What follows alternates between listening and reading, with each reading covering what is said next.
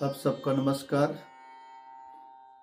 आज एक अच्छा संदेश देने का एक प्रयास करेंगे कि शास्त्र में लिखा हुआ है, दानम भोगो नाश तिस्र गतयो भवन्ति वित्तस्य। यानी धन के 3 प्रकार का उपयोग कर सकते हैं धन का। तो पहला है दान कर सकते हैं, दूसरा है उसका हम उपभोग कर सके। अगर दान भी नहीं किया, उपभोग भी नहीं किया तो उस धन का नाश होना निश्चित है। तो पहला जो क्रम है उसका एक एग्जाम्पल है कि एक दिन एक लड़का भगवान के मंदिर के पास पुष्प की दुकान से पुष्प लेकर जो भी भक्त दर्शन करने के लिए आते थे उनको बेचने का काम कर रहा था। हर रोज का क्रम सुबह से लेकर शाम तक जितने भी भक्त दर्शन के लिए आते थे उन लोगों को पुष्प भगवान को अर्पण करने के लिए वो बेचता था और परिवार को मदद करता था। हर रोज का क्रम था, लेकिन गर्मी का समय था, ताप बहुत था। इतनी गर्मी पड़ रही थी कि उनके पैरों में कुछ पहनने के लिए के जूते नहीं थे।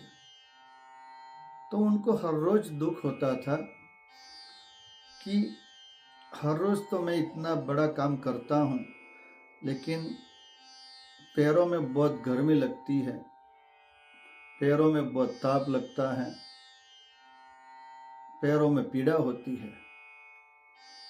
एक दिन भगवान जी के सामने प्रार्थना करी, भगवान जी को ये बात बताई, सुनाई, प्रार्थना करी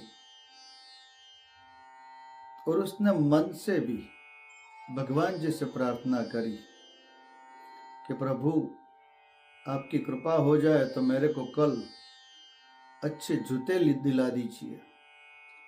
मेरे को जूतों की जरूरत है, क्योंकि मैं ये जो काम कर रहा हूँ परिवार को मदद करने के लिए, लेकिन जूते नहीं है तो मेरे पैरों में बहुत पीड़ा होती है।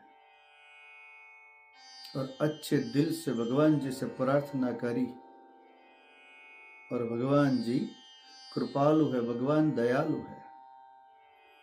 दूसरे दिन सुबह में वो बच्चा स्नान क्रिया करके पवित्रता पूर्वक मंदिर की ओर गया और हाथ जो उनका क्रम था भगवान जी का दर्शन करके, भगवान जी से प्रार्थना करके वो निकल गया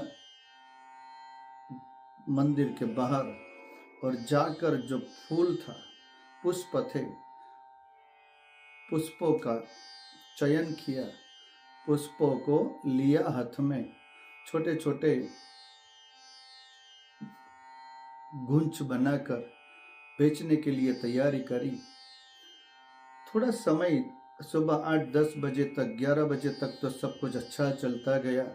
जैसे जैसे दिन ऊपर बढ़ता गया, जैसे जैसे ताप बढ़ता गया, उनके पैरों में बहुत पीड़ा होने लगी, क्योंकि जूते नहीं थे, उनके पास इतने पैसे भी नहीं थे।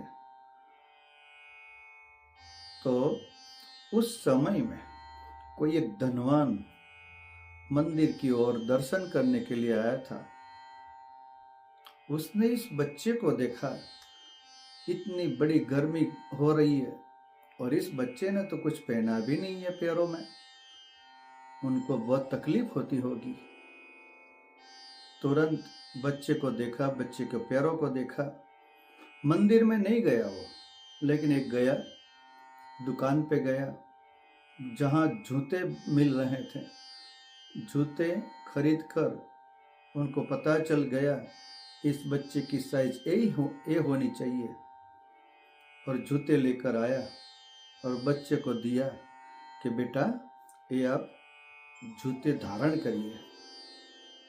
आपके लिए मैं लाया हूँ। और उस जूतों को देखकर बच्चे के मन में इतना आनंद हुआ कि वो धनवान को पूछने लगे कि प्रभु आप भगवान हो? तो कि नहीं, मैं तो सामान्य मानवी हूँ, मैं कैसे भगवान हूँ? तो कि आप भगवान के मित्र हो? तो उस धनवान ने बोला कि मैं भगवान का मित्र भी नहीं हूँ। तो मैंने तो भगवान जी से प्रार्थना करी थी कल कि मेरे को जूते चाहिए, मेरे को अच्छे जूते दिला दीजिए, मैं एक गर्मी सहन नहीं कर पाता हूँ।